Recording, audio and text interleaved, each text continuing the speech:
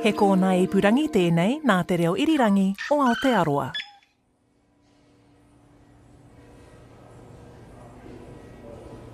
Kia ora, ko William Ray tēnei. Nau mai ngā hipi pāngo. Kia ora, I'm William Ray. Welcome to Black Sheep. It's 1931, and we're at the Cathedral of St Paul in Wellington. The church sits just down the road from Parliament on Molesworth Street, and the pews are packed with the great and the good. Government ministers, senior figures in the civil service, and quite a large number of Māori. An open casket lies in front of them. Frederick Bennett, New Zealand's first Māori Anglican bishop, steps up to the pulpit. We are met together to bid a last, long farewell to the mortal remains of our brother. You have already read in the newspapers very full descriptions of the wonderful work he has done. I feel, however, that it is due to him that I, as one of the children of the Māori race, should take this opportunity of expressing our regard, our admiration, and our gratitude for the great work he has done in bringing before the world the spiritual conceptions, the mythology and legends of the Māori people. The bishop stepped forward and placed a wreath of kawakawa leaves on the head of the man in the coffin, explaining it was a traditional gesture of mourning. Farewell, Elsdon Best, chief and father of the Māori race.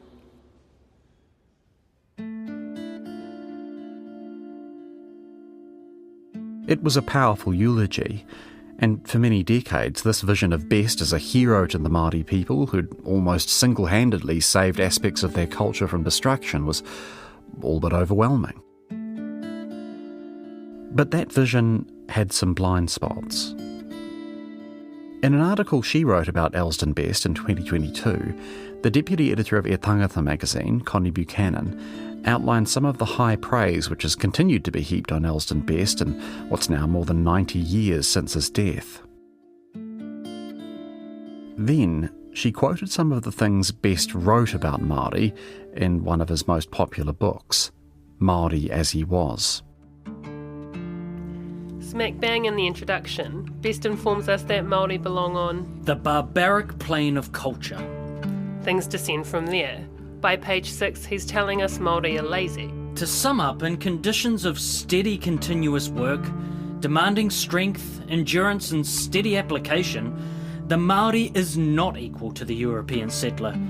The discipline that produces these qualities is the product of more advanced civilizations and is not a feature of the lower planes of civilization. On page 8, many of the failings of the Māori emanate from some form of irresponsibility and are the result of a lack of training and discipline. On page 30, Māori tribal history is but a monotonous recital of intertribal quarrels and fighting, relieved by very few incidents of real interest. It's much too tedious to enlarge upon here. On page 146, old women were often very prominent in these haka performances, and few uglier sights could be imagined than these old hags when leading a haka or war dance. Given quotes like that, it might seem hard to understand why Bishop Frederick Bennett had such warm words for Elsdon Best's eulogy. In more recent years, Best has been called everything from a fraud to a thief, or, as Connie Buchanan summed up in her article, Elsdon Best was a structural racist whose bigoted beliefs help explain a lot of the shit we're dealing with today. But understanding problematic people is kind of the name of the game for Black Sheep. So, let's get into it.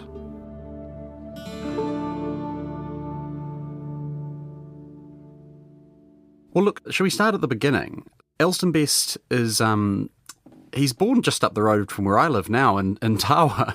Tawa, yeah, son of Tawa. This is Geoffrey Paparoa Holman, poet, historian and author.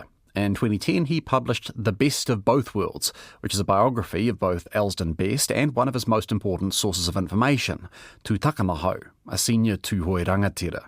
We'll be talking more about Tūtakanaho in our next episode, but first we've got to get to know the young Elsdon Best, growing up in Tawa in the late 1850s.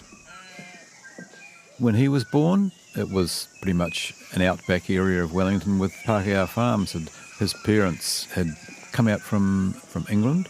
They'd bought some land, started a farm.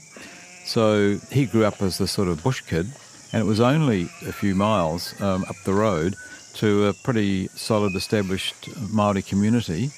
That community was Takapūwahia, a pa in Porirua which was the principal settlement of Ngāti Toa Rangatira.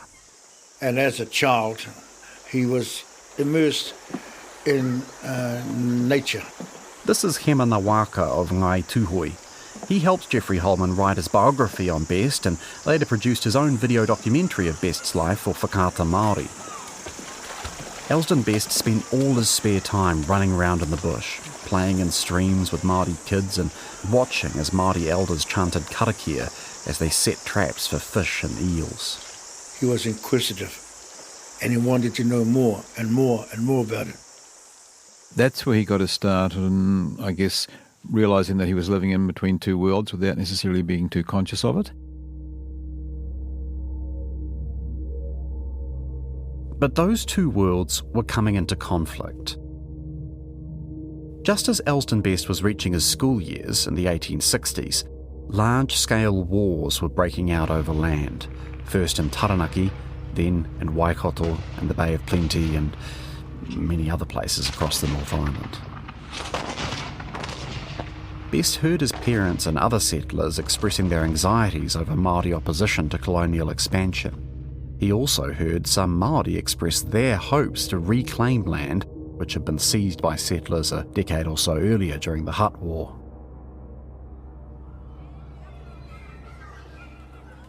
But despite those tensions, Best kept up his connections with the Māori world. There's this one really great family story told by Elsdon Best's great-nephew, Elsdon Craig, who wrote a biography of his famous ancestor in 1964. It's called Man of the Mist. It happened when Best was about 7 years old. He was being lectured by his aunt, who'd just heard that her nephew was planning to join the military and become a bush scout. Aunt Mary looked reprovingly at Elsdon. "A bush scout indeed," she said. "Don't you want to grow up to be a fine man like your father?" The boy eyed his aunt steadfastly and set his lips before answering. "Don't want to be a bush scout anymore." Aunt Mary nodded in approval, but she had hardly bargained for what followed. "I want to be a Māori tōhunga."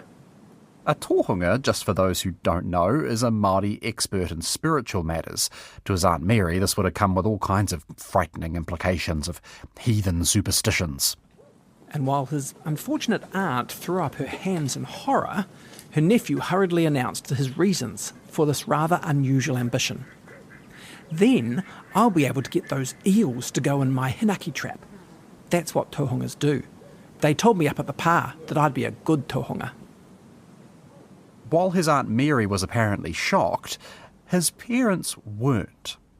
According to Elsdon Craig, Best had picked up what was for the time an unusually empathetic view of Māori from his father, who'd been born in Northumbria. The ambitions of the Māori reminded him of his own country's folk, who had struggled for centuries to preserve their identity against the warring nations of England and Scotland. When he turned 10, Elsdon's father, who by this point had landed a job as chief clerk for the Treasury, gave up farming and moved the family to Wellington City. Elsdon Best was sent to attend the local grammar school, and he absolutely hated it. It's not that he was a bad student. He passed his exams with flying colours and he spent his pocket money on academic texts, which he apparently read voraciously. But as Elsdon Best's great-nephew Elsdon Craig writes, he always missed the outdoors. And life only got more unbearable when he graduated school at age 17 and took an office job with the civil service. He never accustomed himself to the formal attire, any more than he did to the monotonous office routine. Hemmed in by buildings, he felt cut off from the trees, the valleys and the hills. The days dragged and the weeks seemed like months, until the end of the year he could endure the agony no longer. Well, I totally identify with Best in a way because I did the same thing. I grew up on the West Coast and I lived in the bush, ran around, paid wars, jumped in the creek, went swimming, jumped off the bridges. Certainly when I went straight from school to university here in Christchurch, I only lasted a few weeks, a couple of months, and I fled back to the country. I fled back to the shearing gangs. He found school and scholastic activities, they didn't attract him, and he wanted more. He wanted adventure, a bit of a rugged individualist really, you know. So, in 1874, Elsdon Best ran away from the city and made his way to Poverty Bay. His sister got married and they moved to Poverty Bay to live. He decided to go with them, out in the country, away from his parents. He didn't seem to like the big city very much. He didn't like it, full stop there, you're right. Over the next few years, as he was enjoying his rugged new life in Poverty Bay, Elsdon Best heard a lot about the conflicts of the New Zealand Wars, which had torn this district apart over the past decade. He listened to the stories of sieges at Ngātapa and Wairinga-a-Hika, the raid at Matawhiro. He even visited some of the old battle sites. Anger and hurt over these conflicts and the confiscations which followed them were still keenly felt on both sides. But for whatever reason, the teenaged Elsdon Best didn't let fear or hatred override his curiosity. During his time in Poverty Bay, he actively sought out Māori company, asking to hear old legends and histories. I was always interested in these people, and between work and bedtime, I was ever on the lookout for fresh material. Hour after hour I would listen to their tales, their traditions and their songs, and there were hundreds of the latter. Elsdon Best also listened to Māori anxieties and frustrations with the colonial regime. He later wrote this about race relations in Poverty Bay. The concrete fact is that neither of these people understood the other, their languages, habits, methods or aspirations, and herein lay the principal cause of the quarrels that arose between them. Sooner or later, the two peoples had to struggle for mastery. It'd be too much to expect of the Māori that he should fall in line with the methods, customs and ambitions of a race differing so widely from him. And on the other hand, no civilised folk could have adopted the methods and ideals of a barbarous people. The only way in which the struggle could have been prevented would have been for the white man to have kept away from these isles, to have left the Māori in sole possession. But the early settlers were not the type to have adopted such altruistic measures any more than the Māori was. But Elsdon Best wasn't just a passive observer of the New Zealand Wars. In 1877, Best struck out as an independent bush contractor, just as the Long Depression arrived and wiped out all of the available contracts. Rather than take on government-sponsored relief work, he instead decided to sign up with the Whanganui Native Contingent, a majority Māori unit which formed part of the armed constabulary. And while he was serving in this unit, he personally participated in what's often described as the final act of the New Zealand Wars, the Parihaka Raid. We've discussed some of the history of this notorious incident in a previous episode of Black Sheep. It's focused on the guy who orchestrated it, Native Affairs Minister John Bryce. In short, the raid involved the armed occupation of what was then the largest Māori community in the country, the brutalisation, rape and imprisonment of its people, and the wholesale destruction of both the village and surrounding farmland.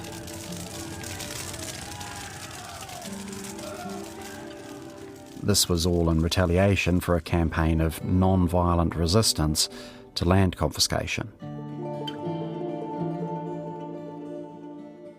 We know that Elsdon Best was there. His descendant Elsdon Craig says he, and I quote, gladly accompanied the contingent on the raid, but neither Elsdon Craig nor the other sources I've been able to find spell out exactly what Best might have done in the raid.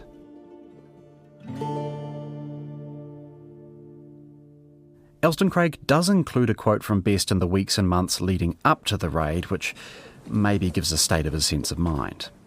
At Camp Pungarehu, we had for some time the diversion of arresting a bunch of hostiles every morning.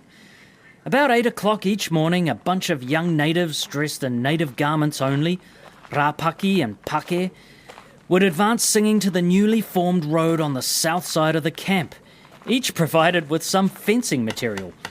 They would at once commence to erect a fence across the road, whereupon a detachment of the armed constabulary would march out of camp and arrest the roadblockers.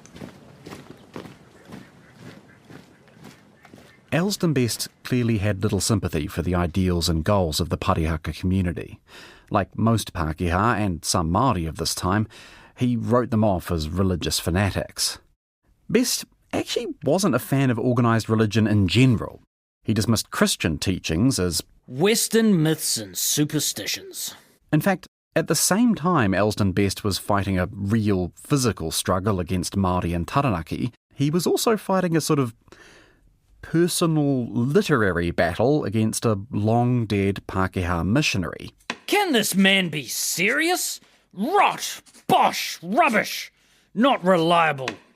These are just some of the more polite comments which Elsdon Best scrawled in the margins of a book called Te Ika a Maui by Reverend Richard Taylor.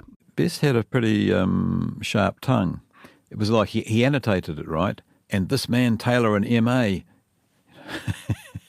with big exclamation marks. Best's campaign against Reverend Taylor, complete with big exclamation marks, was part of a wider war between religion and science which had been raging for more than 2 decades at this point. Charles Darwin's theory of evolution by natural selection had been published in 1860, and he'd followed it up with The Descent of Man in 1871. Those writings have been particularly controversial in the field of anthropology, the scientific study of human beings. Elsdon Best, who'd kept his childhood interest in science, had followed these debates with complete fascination. And just a quick content note before we go on, we're about to use words like race and civilised and primitive as people like Best used them in the 19th century. So, imagine a few scare quotes here. The older view of Māori, the one held by people like Reverend Taylor, was pretty much a biblical explanation. Here's how the Reverend put it in the introduction to his book. May we not behold one of the long-lost tribes of Israel, which, with its fellows, having abandoned the service of the true God and cast aside his word, fell step by step in the scale of civilization, became nomad wanderers over the steppes of Asia, until in the lapse of ages they reached the sea, and thence, still preserving their wandering character, from island to island, driven by winds and currents and various causes, they finally reached New Zealand, and there fell to their lowest state of degradation. What the missionary had done in this case was frame the particular world view and the discourse about Māori in biblical terms, right? So Best objected to that. The newer idea, the one that Elsdon Best latched onto, flipped that biblical explanation on its head. Instead of imagining that primitive people had slipped from some ancient height, the idea was that civilised societies had clawed their way upwards from primitive beginnings. And of course we do now know that all human societies did descend from small tribes of hunter-gatherers. But 19th century anthropology also came with a whole lot of what we'd now recognise as, racist nonsense. These anthropologists built elaborate hierarchies of human development, first savage, then barbarous, and finally civilised, with each rung of the ladder sliced into finer and finer substages.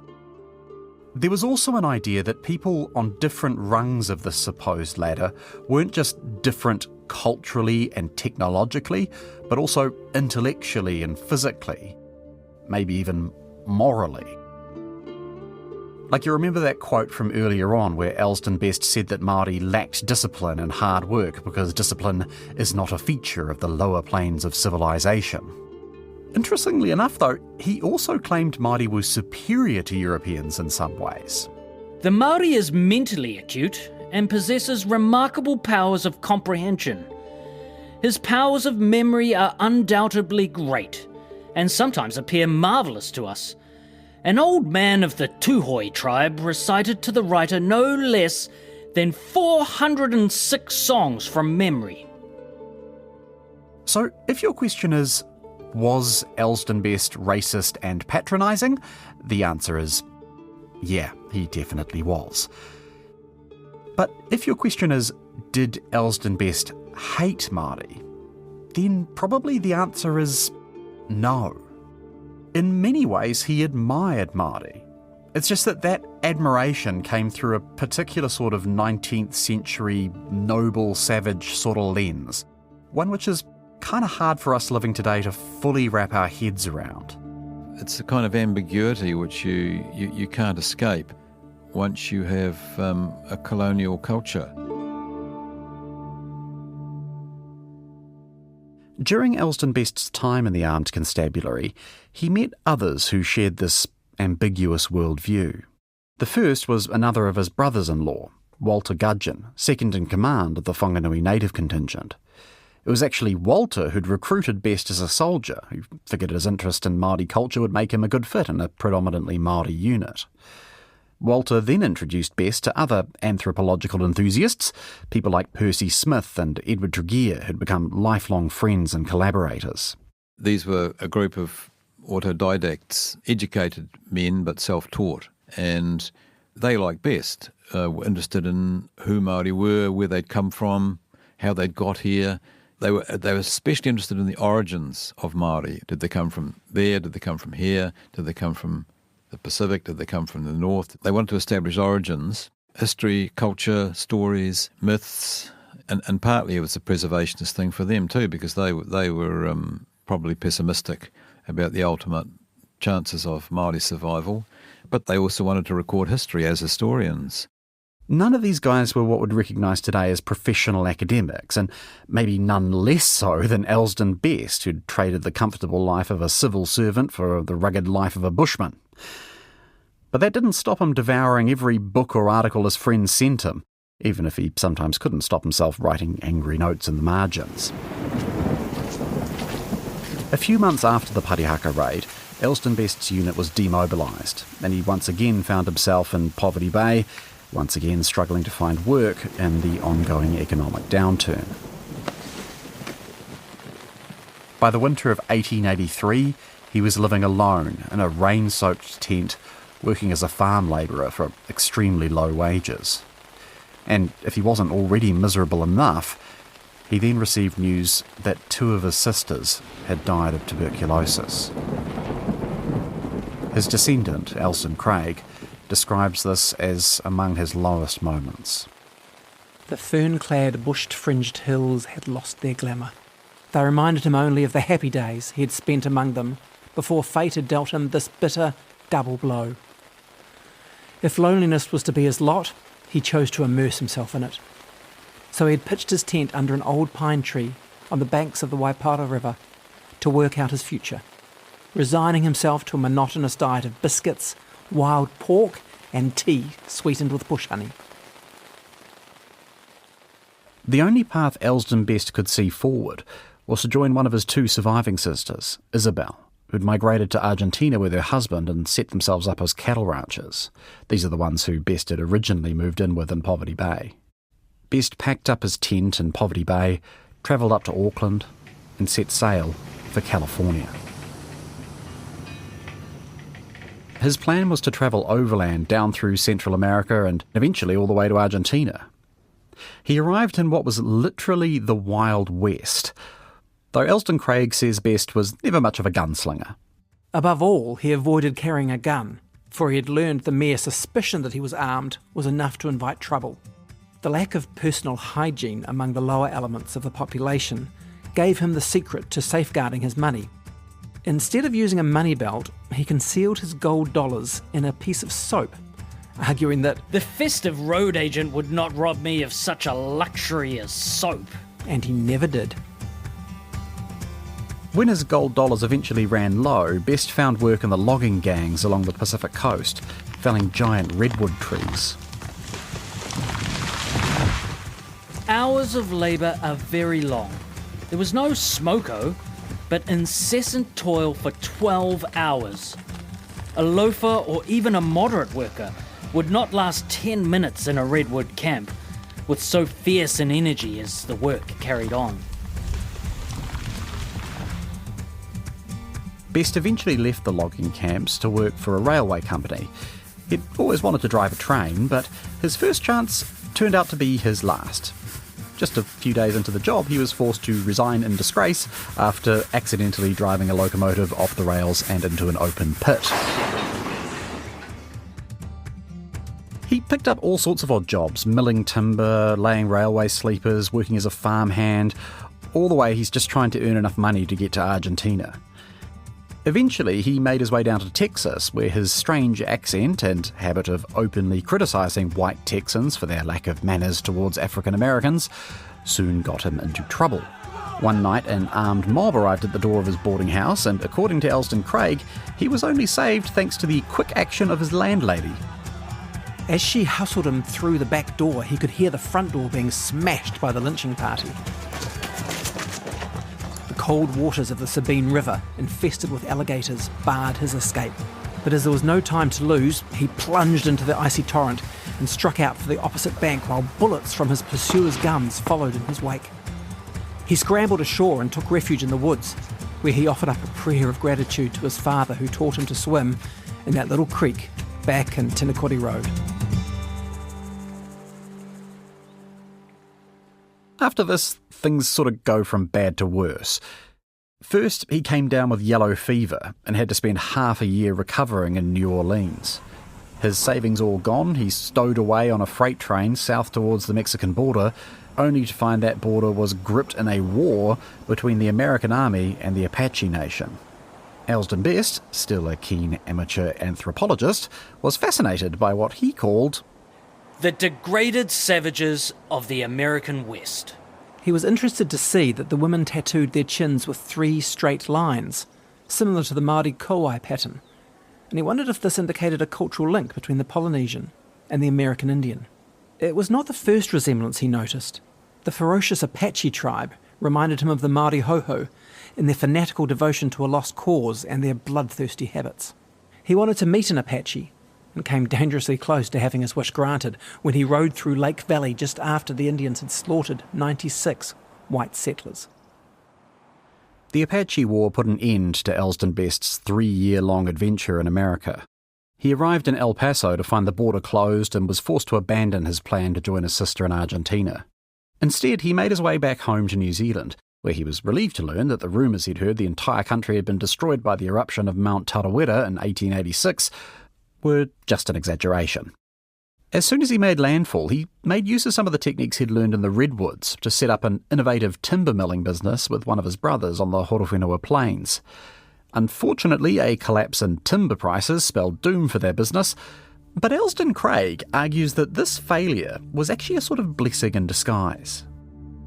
It coincided with the rise of a new political movement, the Young Māori Party, made up of people like James Carroll, Paraire Tomoana, Apirana Ngata, Tirangi Hiroa, also known as Peter Buck, and Maui Pomare. They were men of two worlds, well educated in the European sense and deeply immersed in their own culture. Above all, they had a firm faith in the ability of Māori to play a significant part in the future of a rich and developing young country. And while the leaders of the Young Māori Party saw a lot to gain from European tools and techniques, they also saw the retention of their own culture as critical. As Tā Apirana Ngata famously put it, "Grow up, tender youth, in the time of your generation. Your hand reaching for the Pākehā tools for your physical well-being. Your heart dedicated to the treasures of your ancestors as a plume upon your head."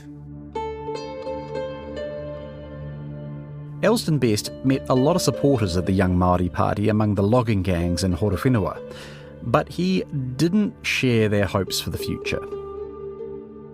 Thanks to a combination of war, dispossession and disease, the Māori population had collapsed from about 80,000 in the 1840s to around 40,000 in the 1890s. Elsdon Best didn't think that decline could be stopped. He often quoted a whakatauki he'd learned from Māori themselves. Ka ngaro a moa te iwi nei. The tribe is extinct, like the moa. But while Elsdon Best lacked the optimism of the Young Māori Party members, he shared their determination to preserve Māori culture. Here's how Geoffrey Holman explains it. How can I put this? I don't like the word genuine, true, or anything like that, but he wanted to gather the information about the Māori world, the Māori worldview, in all sorts of aspects, from its oldest living inhabitants before the world that they'd known, particularly prior to Europeans arriving, and therefore as soon as they get there changing things. Just by their very presence, Europeans change things. They didn't have to be in the majority. It's like, you put your finger in the spider's web and it breaks. This stirred people like Best to try and record what was being lost, or what might be lost. And this mission was one where Elsdon Best and his friends like Percy Smith and Edward Tregear eventually formed an alliance with those leaders of the Young Māori Party. In 1892, Smith, Best and Tregear formed the Polynesian Society, a group devoted to recording and distributing information about Polynesian history and culture, which is still going strong today. Several leaders of the Young Māori Party threw their support behind the society and signed up as members, and some would go on to chair it. And while other members of the Polynesian Society brought a fair amount of academic expertise and book learning, and in the case of its Māori members, direct knowledge passed down from their tipuna, Elsdon Best brought something the others mostly lacked. Someone who had two requisite qualities, right? He was intelligent and enthusiastic, but he was also reasonably hardy and would probably be strong enough to withstand the rigours of life in the bush.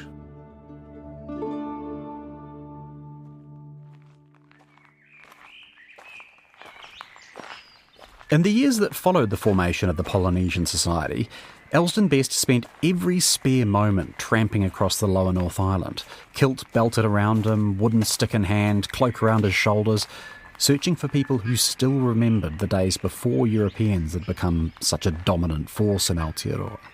Best was an early example of the modern fieldworking anthropologist who gets out there and gets in amongst those persons, those human groups they want to acquaint themselves with. It wasn't something that was generally an activity or an interest that was generally shared by the majority of the European population in most of these colonial domains, I would say. To be clear, this wasn't a paid job. It was something which Best essentially did for the love of it. He called it his hobby. And I'm saying all this just to stress that Elsdon Best wasn't any kind of ivory tower academic. He was a sort of rough and tumble character, weathered by 2 decades of hard graft in the outdoors of New Zealand and the United States. Money was scarce. Life was hard. His great-nephew, Elsdon Craig, called him, and I quote, a frontier intellectual. And the Māori elders he spoke to seemed to respond to this. In Porirua, he struck up a friendship with the Haia Te Paki of Ngāti Toa, who passed along histories of Polynesian migrations across the Pacific, and of the famous leader Te Rauparaha. Te Paki wasn't the only one. He found others willing to speak to him as well, people like Tamati Te Wera of Ngāti Awa and Karaka Tūtara of Te Atiawa. Eventually, he found himself welcomed not just by individuals, but entire communities. He was invited by Ngāti Raukawa to witness the unveiling of a new carved wharenui on the Manawatu River. At another gathering in Martinborough, he was apparently touched to hear himself referred to as He Tāne Aroha, a lovable man.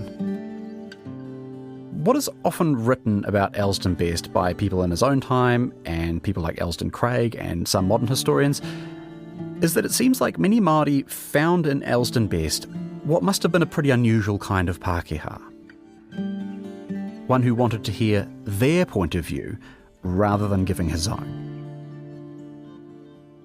Which is not to say that Best didn't have a point of view. He had all sorts of views, many of which he would later put down in writing, and which some of us might find pretty unpleasant to read 100 years or so later.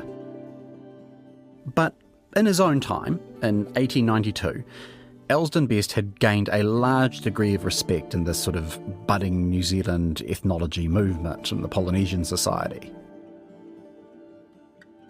His descendant, Elsdon Craig, put it like this. From being an itinerant bushman with no real prospects, he had become a figure in New Zealand ethnology capable of revealing and interpreting the country's indigenous culture from close acquaintance with Māori ways. Yet he knew he had seen only the outer palisades of the hidden pa of knowledge, and that he would have to develop a more intimate association with the people before he could fathom the working of the Māori mind. He was convinced that only by entering wholeheartedly into the lives of the people could he penetrate to the foundations of their belief. So, did he eventually penetrate those palisades? If you asked Elsdon Best himself, the answer would be absolutely yes. If you asked many others, the answer would be absolutely not. He wasn't allowed access to it. There are only certain people get into that world, and he was not one of them. In our next episode, we're getting to the bit of Elsdon Best's story that really made him famous. The years he spent living among Ngāi Tūhoe in Te Urewera. You have Best, the ethnographer, putative anthropologist, and you have Tūtakanahau, the native expert, the informant, come together on this island in the middle of the wilderness. If Elsdon Best hadn't come in to write the history and the customs of Tuhoe, it would have been lost.